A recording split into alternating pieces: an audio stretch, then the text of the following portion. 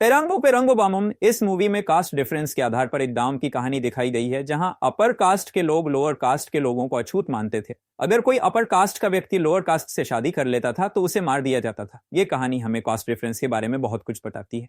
तो चलिए बिना किसी देरी के इस मूवी का एक्सप्लेनेशन शुरू करते हैं। मूवी की शुरुआत में एक व्यक्ति किताब पढ़ रहा होता है। वह बताता है हर इंसान बराबर होता है, लेकिन हमारी सोसाइटी ने कुछ लोगों के जन्म को कास्ट डिफरेंस के कारण शर्मनाक बना दिया है। उस किताब की शुरुआत में भगवत गीता की कुछ पंक्तियां लिखी होती हैं, जब जब धर्म की हानि और अधर्म की वृद्धि होती है तब तब मैं स्वयं प्रकट होता हूं। इन पंक्तियों को पढ़ने के बाद उस व्यक्ति के मन में एक सवाल बहुत परेशान करता है। क्या हमारे देश के लोग अभी भी सही गलत समझते हैं और न्याय की तरफ हैं, या फिर अन्याय इतना बढ़ गया है कि भगवान को खुद आना पड़े। सीन शिफ्ट होता है और हमें दिखाया जाता है कि जीवा किसी आदमी को पहले बेहोश करता है, फिर उसे ट्रेन से बाहर फेंक देता है जिससे उसकी मौत हो जाती है। जीवा ने ऐसा क्यों किया ये हमें आगे पता चलेगा। अब सीन कुछ महीने पहले शिफ्ट होता है। जीवा एक नर्स है और वह डिस्ट्रिक्ट हेड गवर्नमेंट हॉस्पिटल में काम करता है। उसका असली घर थेनी तमिलनाडु में है।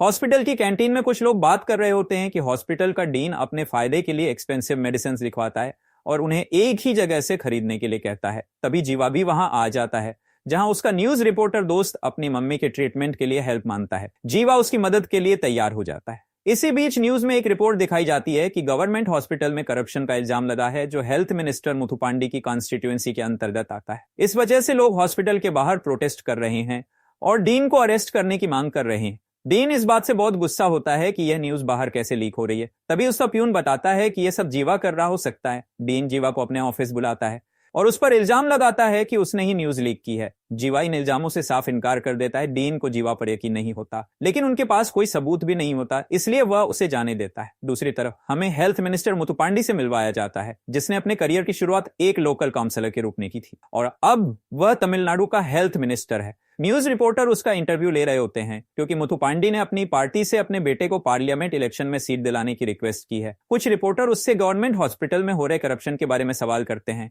क्योंकि यह उसी कॉन्स्टिट्यूएंसी के अंतर्गत आता है, लेकिन मुथुपांडी इसे ऑपोजिशन पार्टी का प्रोपेगेंडा बताकर सवाल टाल देता है। प्रेस कॉन्फ्रेंस से निकलकर मुथुपांडी डीन पर बहुत गुस्सा करता है कि इन न्यूज की वजह से उसके बेटे को सीट नहीं मिलेगी। डीन कहता है कि वह जल्द से जल्द इसे सॉल्व करने की कोशिश करेगा। मुथुपांडी डीन को अपने फार्म हाउस बुलाता है। वहां रत्नवेल भी मौजूद होता है, जो का खास आदमी है। डीन के आने पर मुथुपांडी उस पर फिर गुस्सा करता है कि उसकी वजह से उसकी सीट खतरे में है। तभी वीरा शक्ति भी वहां आ जाता है, जो एक पॉलिटिकल पार्टी चलाता है जो कास्ट को प्रायोरिटी देती है, न कि इंसान की पर्सनैलिटी को। मुथुपांडी और वीरा अच्छे दोस्त हैं। वीरा भी अपने बेटे को एमपी की सीट दिलवाना चाहता है। वे आपस में बातें कर रहे होते हैं। तभी न्यूज में आता है कि उसी गवर्नमेंट हॉस्पिटल से एक बच्चा चोरी हो गया है। मुथुपांडी डीन पर फिर गुस्सा करता है। डीन बताता है कि यह उनका सीक्रेट था, लेकिन पता नहीं कौन इसे लीक कर रहा है।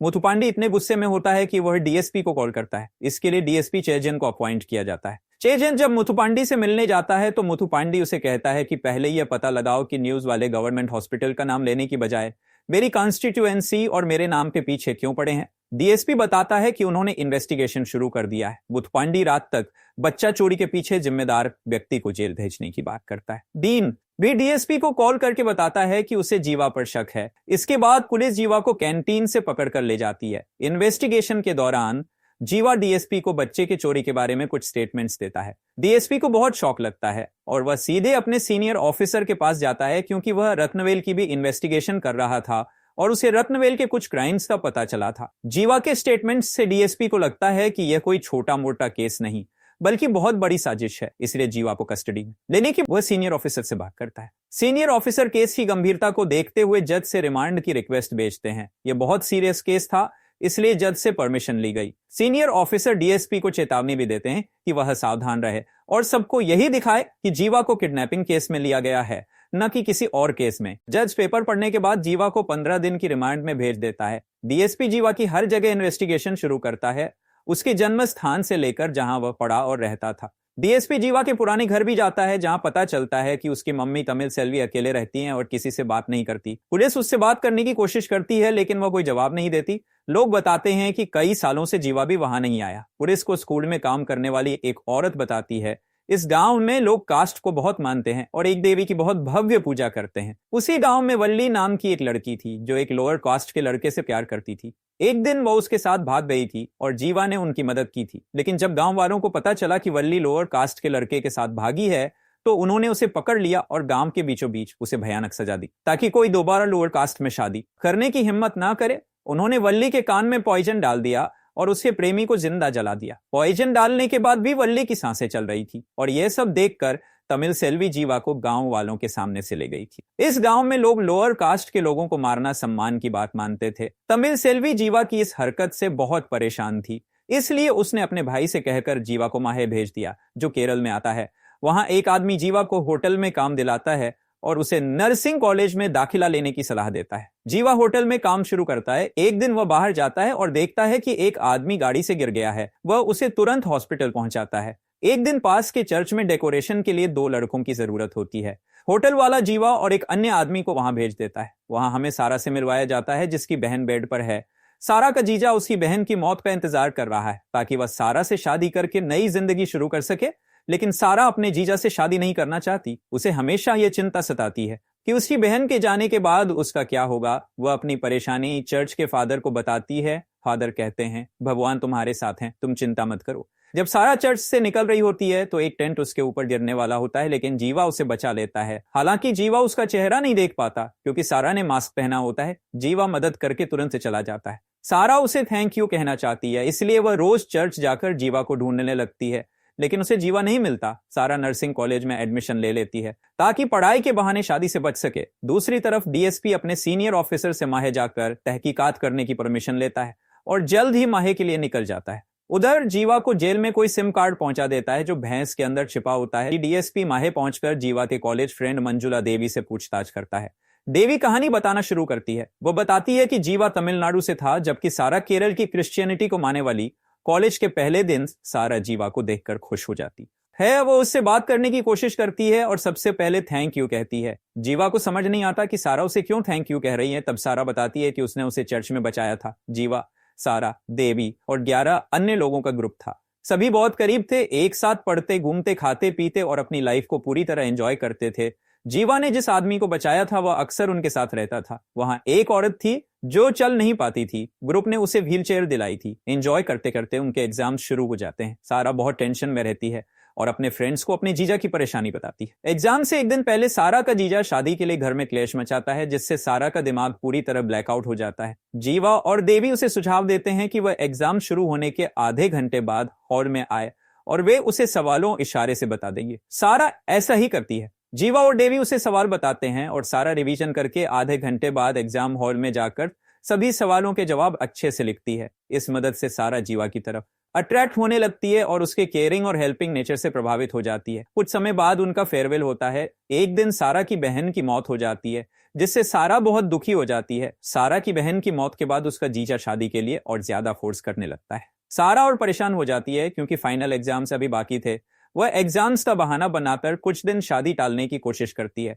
देवी सारा को समझाती है, तुम अपने लिए आवाज उठाओ। इसके बाद सारा जीवा को प्रपोज करती है। वह कहती है, चर्च के फादर ने मुझसे कहा था कि एक दिन भगवान मेरे लिए गार्डियन एंजल भेजेंगे। क्या तुम मेरे लिए लाइफ टाइम का गार्डियन एंजल बनोगे?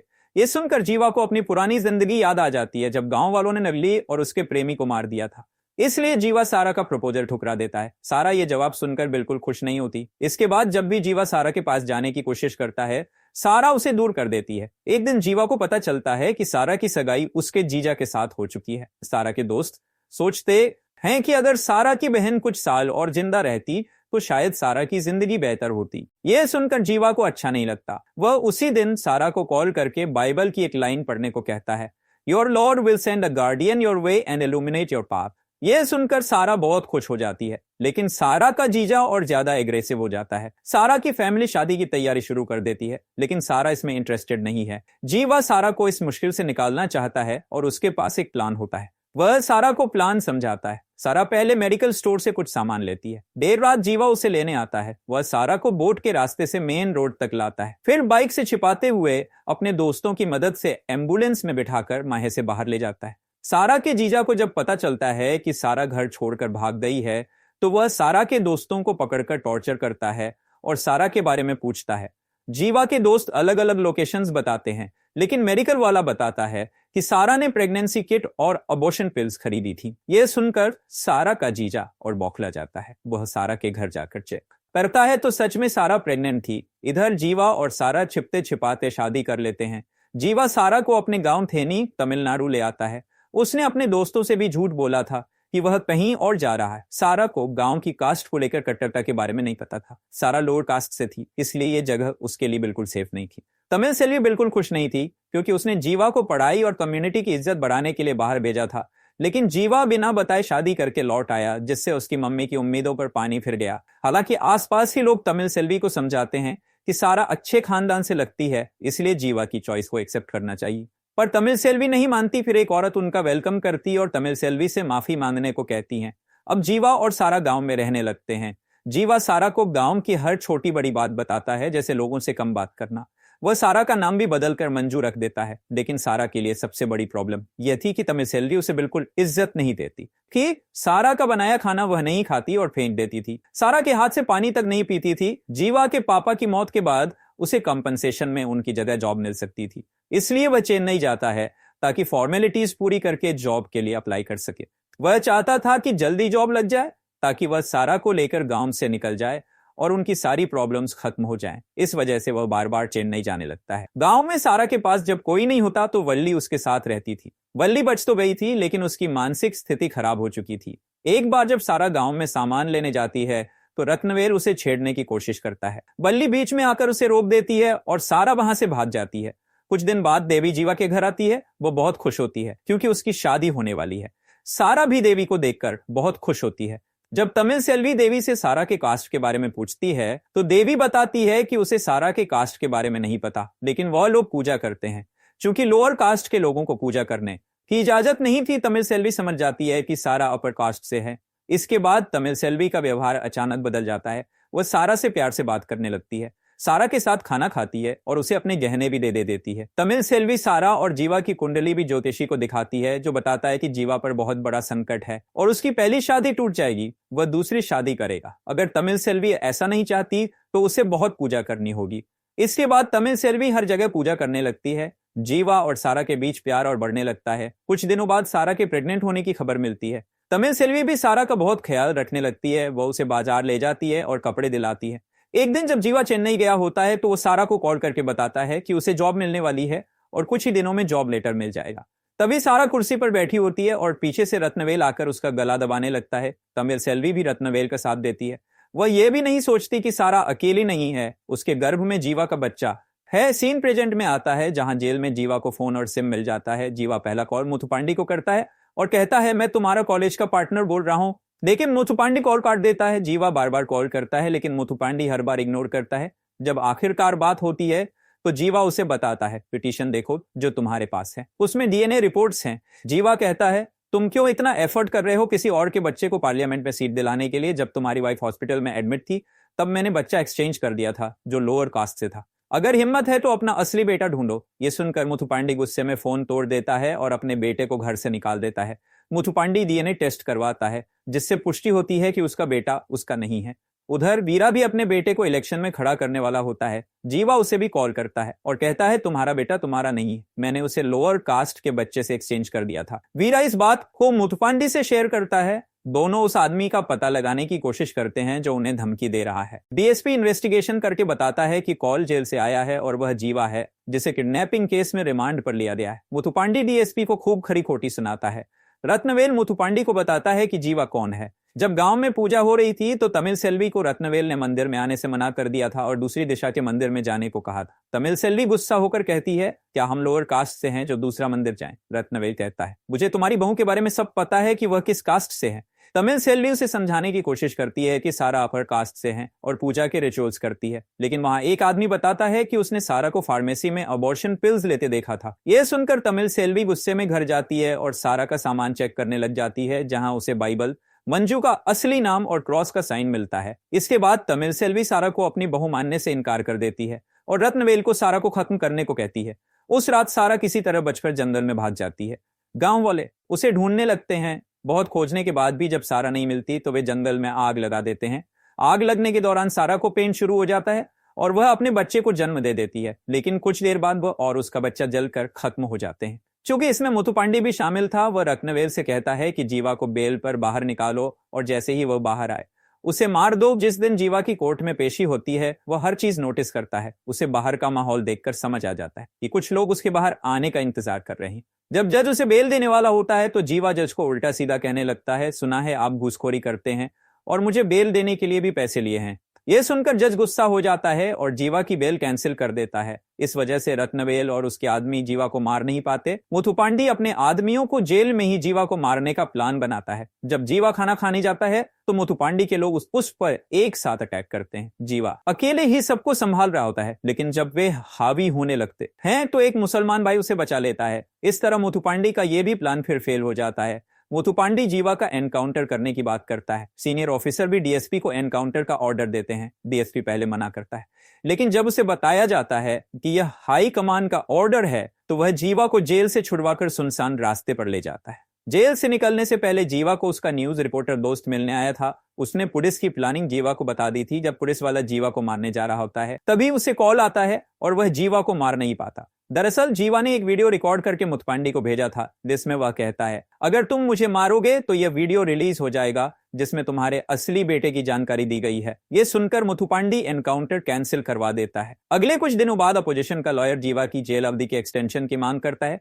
लेकिन जज साफ मना कर देती है क्योंकि बच्चे को किडनैप करने वाला पहले ही पकड़ा जा चुका था। इसलिए जज जीवा को बेल देने वाली होती है। लेकिन बेल देने से पहले जीवा जज से कुछ कहना चाहता था। जज पहले तो कुछ भी सुनने से मना करती है और कहती है, ये सब अपना ओपिनियन यूट्यूब पर जाकर देना क्योंकि इससे कोर्ट का टाइम वेस्ट होगा। जीवा बताता है, ये मेरे बच्चे और परिवार के बारे में है, साथ ही इसमें कुछ पावरफुल पीपल्स भी इन्वॉल्व हैं। जीवा बहुत समझाने की कोशिश करता है, जिसके बाद जज मान जाती है। इसके बाद जज से सवाल शुरू करता है, आपकी कास्ट क्या है? यह सुनकर जज गुस्सा हो जाती है। फिर जीवा बताता है, एक आदमी था जो भगवान पर बिलीव नहीं करता था। वह कास्ट सिस्टम को खत्म करना चाहता था क्योंकि उसे लगता था कि अगर हम भगवान से पीछा छुड़ा लेंगे तो रिलीजन से भी छुटकारा मिलेगा। वह सोचता था कि रिलीजन हटाकर कास्ट सिस्टम को खत्म किया जा सकता है। इसलिए उसने गांव में सबको कह दिया कि भगवान नहीं है, लेकिन हमारे गांव में भगवान को भी कास्ट डिस्क्रिमिनेशन से नहीं बख्शा गया। हमारे कुल में एक देवी की पूजा होती है जिसके लिए बहुत बड़ा फेस्टिवल आयोजित किया जाता है। इसमें बहुत सारे पुजारी आते हैं और सुबह से रात तक प्रोग्राम चलता है। लेकिन जब रात को रिचुअल्स खत्म होते हैं तो मूर्ति को पानी में विसर्जित किया जाता है, जहां लोग मूर्ति का सिर तोड़कर डिस्ट्रॉय कर देते हैं। अगले साल फिर से नई मूर्ति बनाई जाती है। क्या आपको पता है ऐसा क्यों होता है? क्योंकि वह देवी लोअर कास्ट के लड़के से प्यार कर बैठी थी और उससे शादी कर ली थी, इसलिए गांव वालों ने उसे मार दिया था। उसके मरने के बाद गांव में अकाल पड़ गया था, ना खाना ना पानी, और जमीन भी बंजर हो गई थी। कुछ लोगों ने बताया कि जब तक उसकी आत्मा को शांति नहीं मिलेगी तब तक यह जमीन ऐसी ही बंजर रहेगी। तभी से वह हमारी देवी बन गई और लोग उसकी पूजा करने लगे।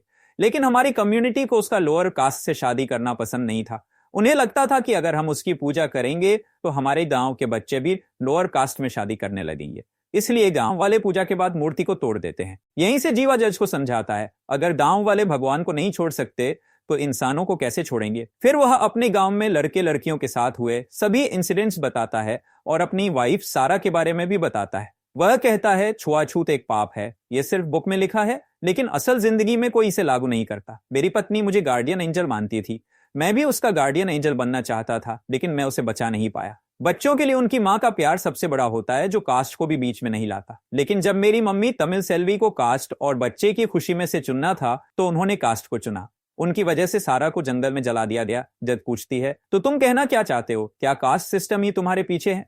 जीवा जवाब देता है, जी मैम, मेरे अपोजिशन मुथुपांडी और वीरा शक्ति ने ही सबको कास्ट के लिए मैनिपुलेट किया है। उसी की वजह से मेरी पत्नी को मारा गया, लेकिन उन्हें मारना कोई हल नहीं था। मुझे कास्ट सिस्टम को जड़ से खत्म करना था। इसलिए जब उनके बच्चों की डिलीवरी हो रही थी, मैंने उनके बच्चों को लोअर कास्ट के बच्चों से एक्सचेंज कर दिया था। मैंने 20 साल इंतजार किया कि वे अपने कास्ट का ऑनर अगली जनरेशन में कैसे ले जाएंगे। मैं अब उनके बच्चों का कास्ट नहीं बताऊंगा, वे खुद जाकर पता करें कि उनके बच्चों का कास्ट क्या है। अगर सबूत चाहिए तो मैंने डीएनए रिपोर्ट्स का एविडेंस भेज दी है। जज हियरिंग की डेट अगले दिन की देती है। जेल में मुथुपांडी आकर जीवा पर बहुत गुस्सा करता है, तुमने उल्लू के अंडे को चमत्कारी बाज के अंडे से बदल दिया। जीवा जवाब देता है, कल तक तुम उसे अपना प्राउड बेटा बता रहे थे, लेकिन आज उसे उल्लू का अंडा कह रहे हो। बच्चा चेंज होने से क्या हुआ, खून तो ला लेना, लेकिन तुमने उसमें कास्ट इंजेक्ट किया है।